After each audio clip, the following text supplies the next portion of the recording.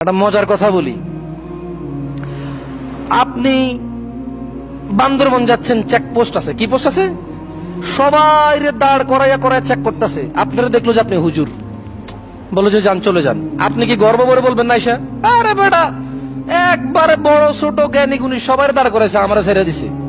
আপনি কি এটা অসন্তুষ্ট হবেন না সন্তুষ্ট হবেন?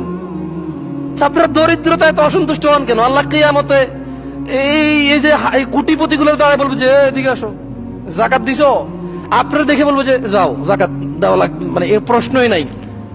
আপনাকে আল্লাহ প্রশ্ন জাকাতের প্রশ্নই করবে না, অথচ আপনি অসন্তুষ্ট এই নিয়ামত নিয়ে। ধরেন একটা বাসের ভিতরে ঢুকলো পুলিশ, এখন জামাত শিবির চেক করবে, জঙ্গি জিএমবি চেক করবে, সব কটার নামাই নামে ব্যাগ ট্যাগ ঝাইরা যাবে, কোনো কুল্লি মুল্লি বোম টোম আছে কিনা চেক করতেছে। মানে খুব একটা, মানে বাংলাদেশে ধরেন আল্লাহ আসরুদিক, ধরেন একটা যুদ্ধ পরিবেশ।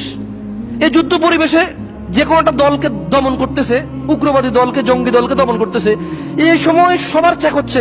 আপনার মতো 10 জন মানুষকে বললো যে যাও চেক করবেন না স্যার, আরে না না তোমার কি চেক করবো, যাও। আপনি কি গর্ব করবেন নাকি আপনি মন খারাপ করবেন?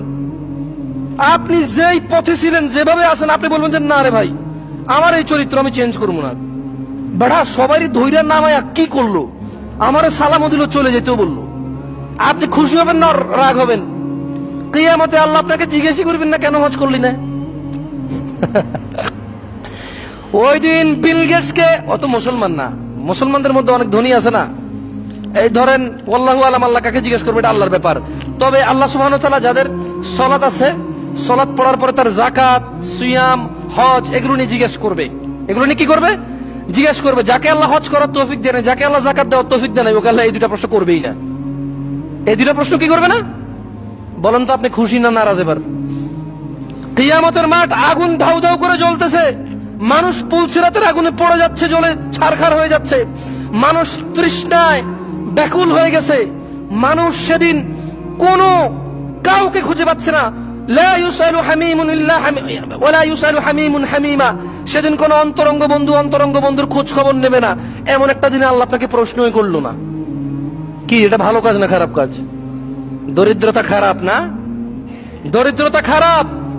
আরে দরিদ্রতা কোন নিয়ামত জানেন আপনি? আমি বলছি না যে বড় লোক হওয়া খারাপ, নেগেটিভ নেই, বাংলাদেশের মানুষ সব বেশিরভাগ নেগেটিভ নেয়। আপনারা বুঝবেন যে যখন আমি যে বিষয়টাকে উল্লেখ করব, তখন আমি সেই বিষয়টাকে হাইলাইট করব। গত পয়েন্ট, যখন আমি যে বিষয় নিয়ে কথা বলবো সেদিন তখন আমি ওই বিষয় হাইলাইট করব। তাহলে দরিদ্রতা হচ্ছে ওই নিয়ামত, নবী রাসূলদের নিয়ামত। দরিদ্রতা কার নিয়ামত?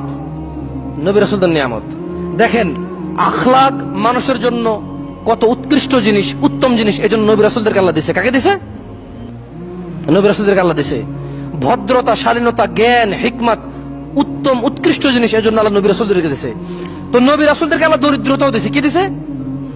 তার মানে এটা বড় নিয়ামতের একটা নিয়ামত।